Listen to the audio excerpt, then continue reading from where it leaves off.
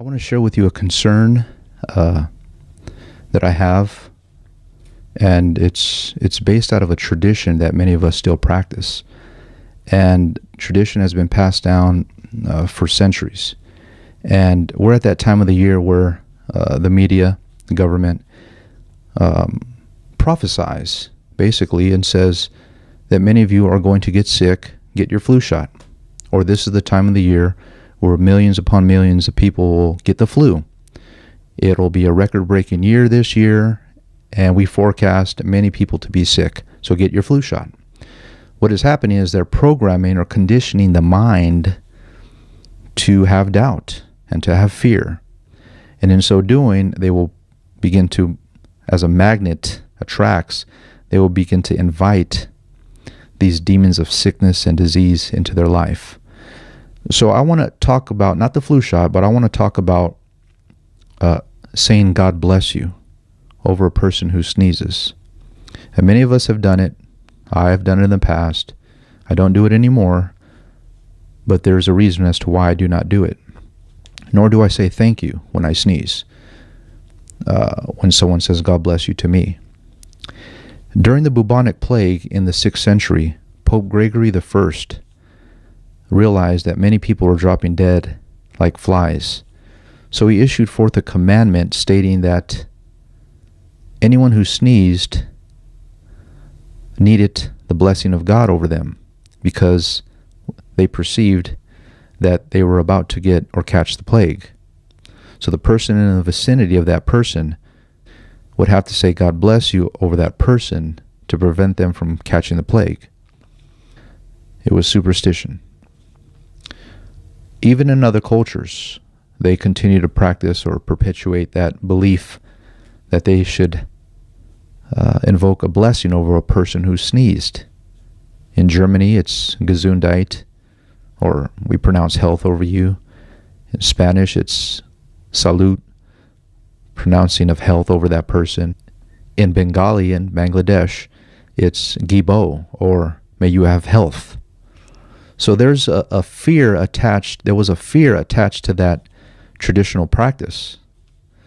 And it even went so far as the person who sneezed, if there wasn't a person nearby to say God bless you over that person, they were to make the sign of the cross over their mouth in order to prevent that curse from coming upon them. Other cultures believe that in the forehead there resided the soul. In the head resided the soul.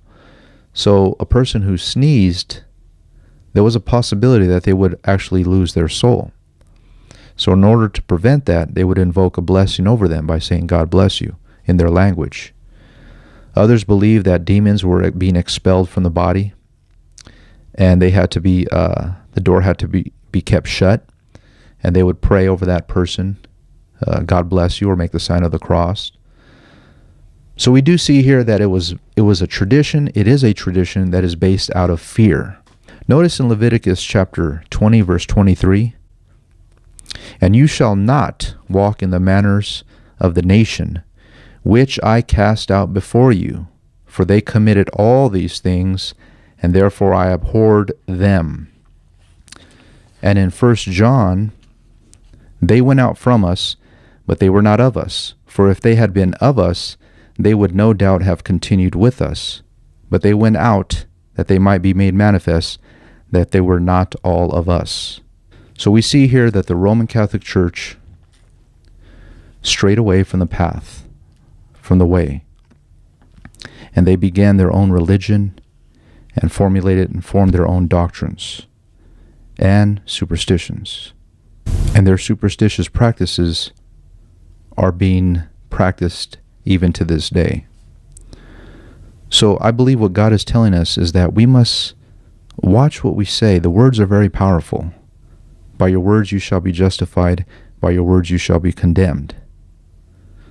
When someone says God bless you, as a Christian, we should not say thank you to perpetuate the superstition. But, as I would do, we'd cover our mouth and say, pardon me or excuse me. And some may be offended that we're ignoring their blessing over us, but we cannot perpetuate the lie, the superstition. Maybe that'll be a time for you to express the truth unto them and give them a little history lesson. But let us not say God bless you to others, because we don't believe that superstition. We understand that a person who repents and turns from their sins is clean. And if they were to backslide and go back into the world and mingle in with the heathen, and once again and learn their ways, they invite 7 more demons into them. And the last state of that man will be more powerful, more stronger than the first state. That is how a demon enters into the body. That is how one becomes oppressed by the devil. But it's not through sneezing. So let us not perpetuate the lie.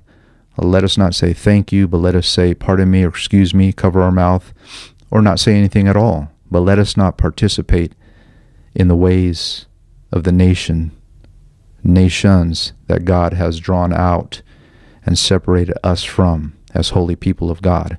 We are a peculiar people, called out, separated, sanctified. We should not walk in their superstitious traditions. May God bless you until next time. Go in peace in Jesus' name.